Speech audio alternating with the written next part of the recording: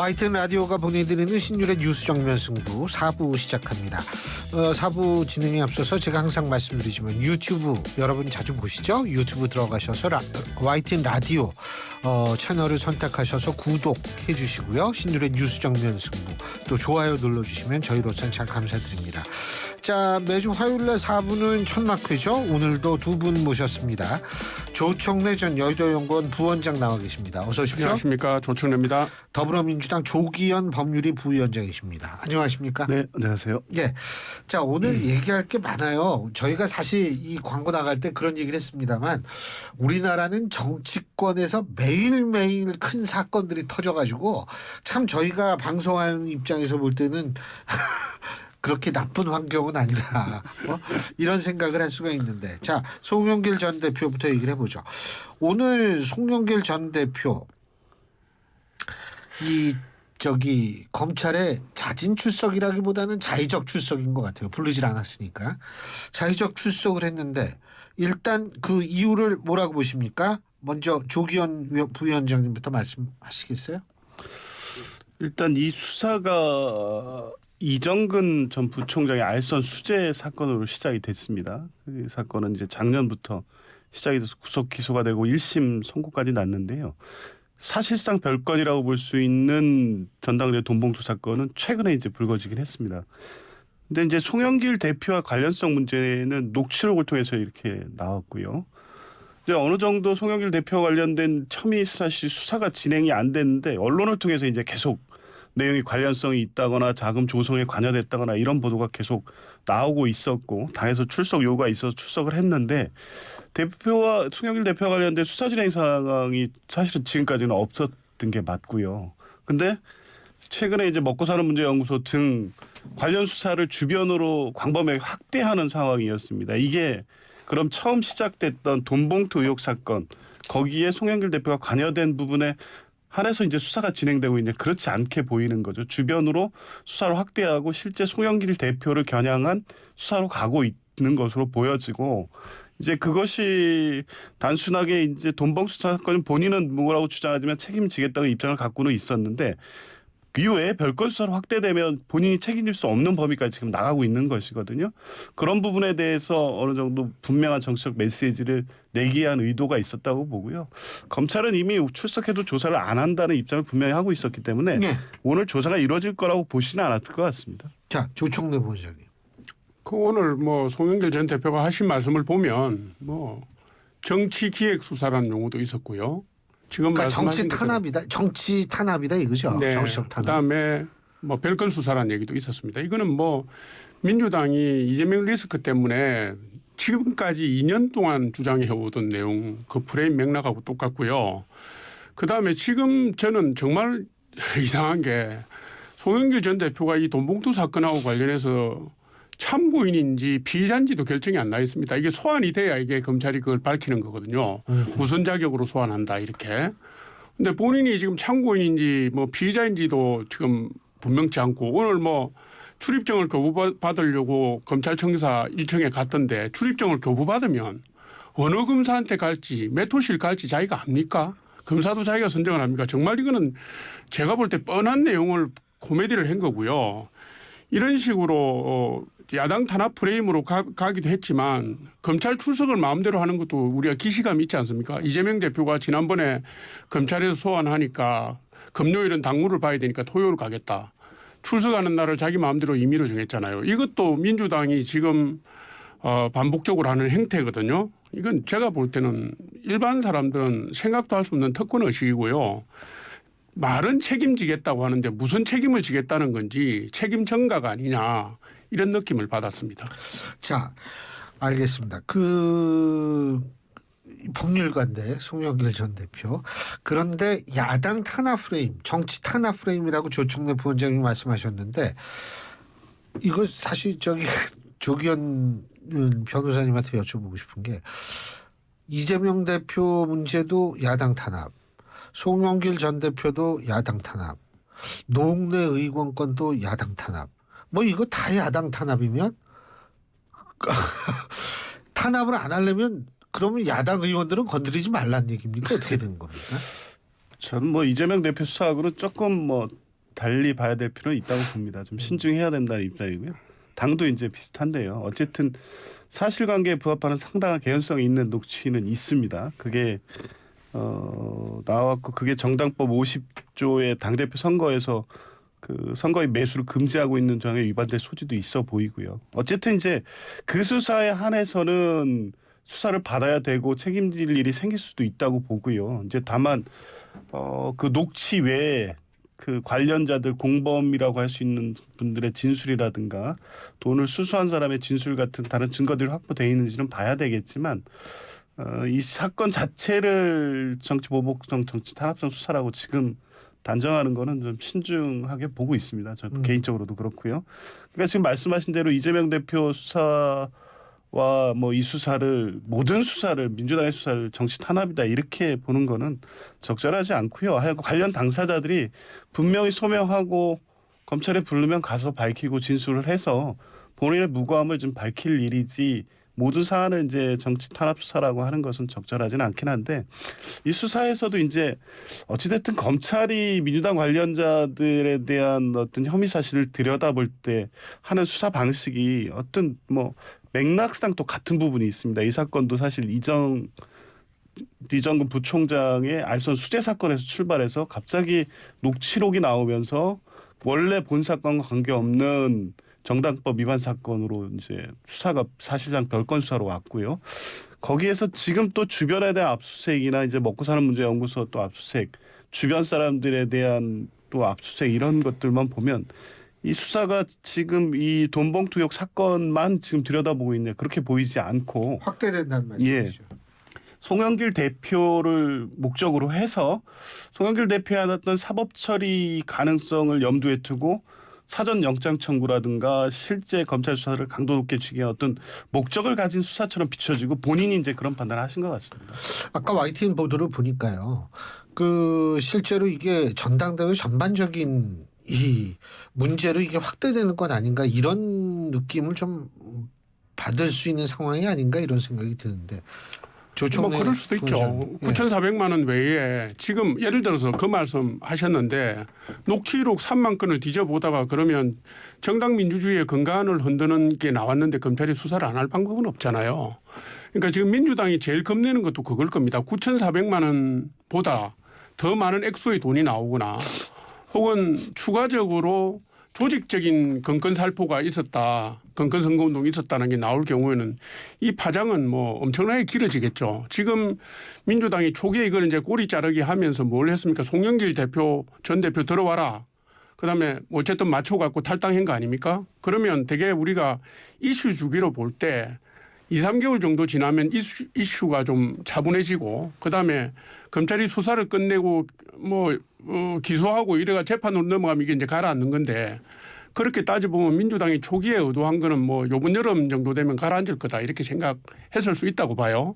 그런데 지금 3만 건이라는 녹취록이 워낙 방대하기 때문에 이게 추가적인 범죄 혐의가 튀어나올 가능성이 있고 지금 송영길 대표가 직접적으로 돈 살포에 가담했느냐의 문제 그다음 9,400만 원 이외에 다른 돈이 동원이 돼서 뿌려졌느냐의 문제가 지금 수사에 초점으로 옮겨가고 있잖아요.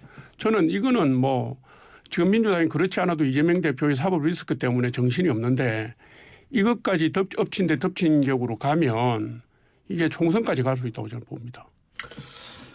지금 조총래 부원장님께서 말씀하셨던 부분 중에 제가 한 가지 여쭤볼게. 이정근 전 사무부총장 말이에요. 지금 검찰하고 JTBC 고소했어요. 예? 근데 검찰도 우리는 안 흘렸다라고 그러고 JTBC도 검찰로부터 받은 게 아니다.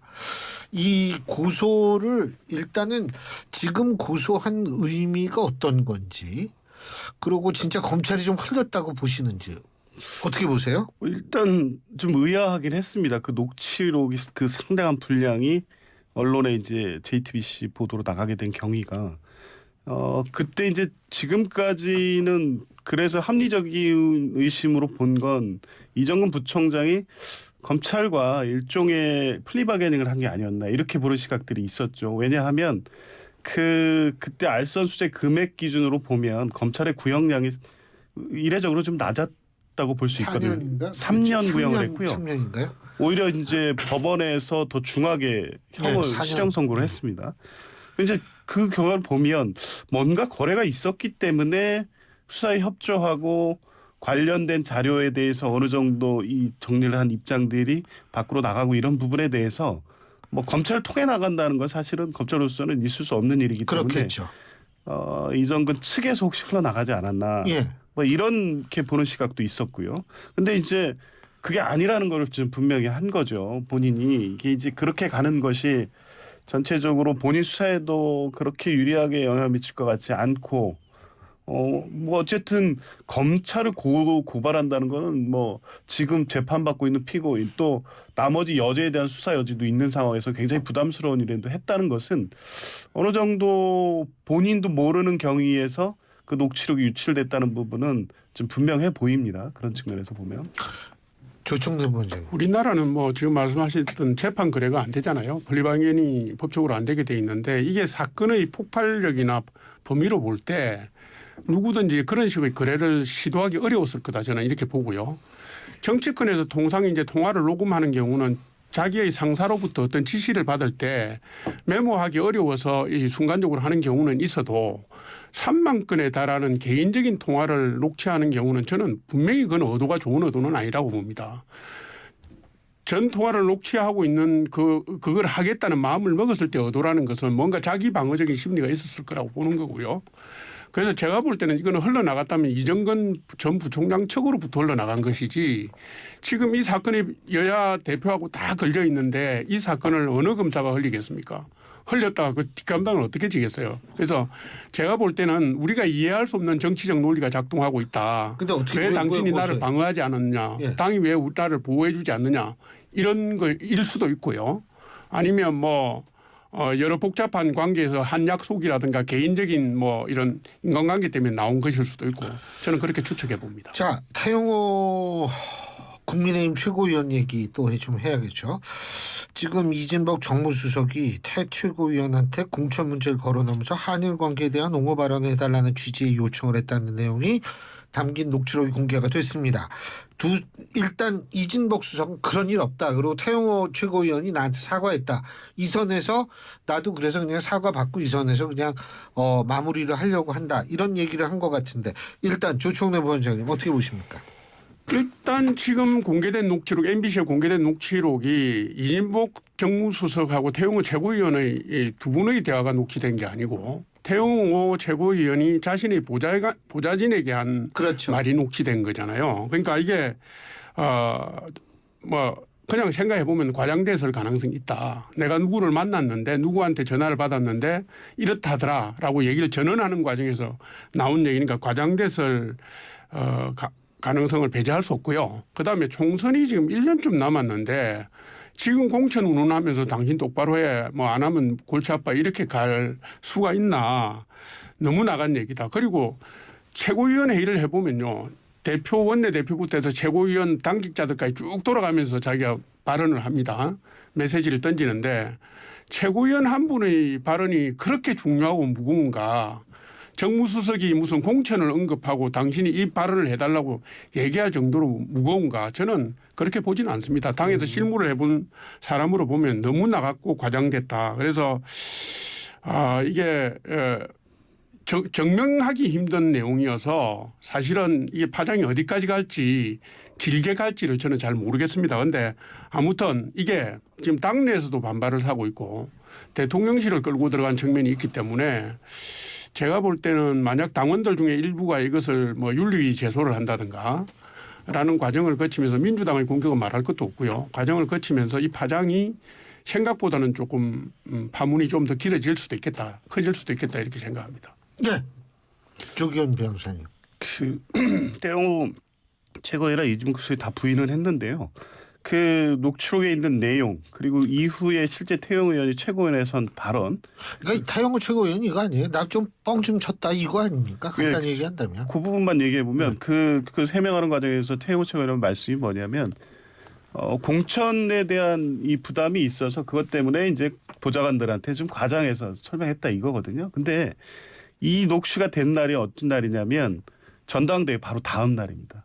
집권 여당의 최고위원이 바로 됐는데 이분이 그 시점에 내년에 있을 총선 공천 걱정을 한다는 게 상식적으로 말이 됩니까? 그러니까 다른 어떤 얘기가 듣지 못했다면 시점적으로도 그때 공천 걱정을 해서 그런 식의 과장된 얘기를 보좌관들에게 했다는 게 납득할 수 없고요. 그리고 실제 이진복 수석하고 나눴다는 얘기, 특히 한일 정상회담 관련해서 민주당의 정치적 공격에 대해서 왜 방어하지 않느냐 이 얘기잖아요. 실제 그 뒤로 이례적으로 예를 들면 외교 청서 발표에 대해서 여러 가지 비난을 받으면서도 굉장히 공격적으로 그 입장 발표를 했거든요. 그리고 이런 얘기가 대통령실에서 민주당의 정치 공격에 대해서 왜 저 국민의힘 그 여기에 대해서 대응하지 않느냐 섭섭하다는 거는 이번뿐만 아니라 과거 대선 때도 있었고요.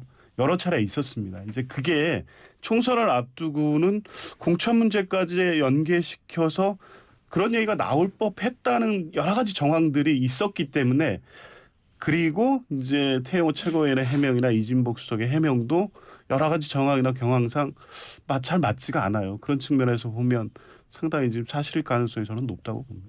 어떻게 마무리될 거라고 보십니까, 조청래 부원장님? 근데 이게 지금 입증 가능하지 않잖아요. 만약에 당에서 조사를 한다고 하더라도 예.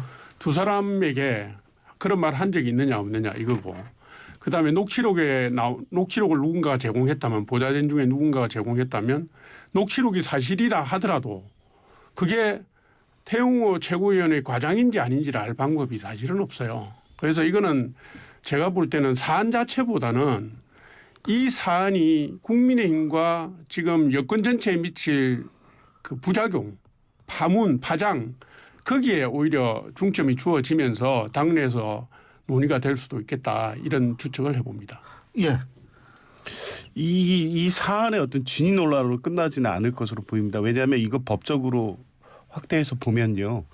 그 2018년에 선고됐던 박근혜 전 대통령에 대한 이 그 공천 개입 예. 2년 유죄 판결을 받았습니다. 그때도 당내 경선 과정에 대한 기획 관리, 경선에 대한 직접적 개입 이거에서 유죄 판결을 받았거든요. 법리상 적용으로는 지금 나온 사실관계만 해도 뭐 어느 정도는 불가능하지 않습니다. 근데 물론 예. 구체적 사실관계는 예. 수사를 통해서 확인돼야 되기 때문에 봐야 되겠죠.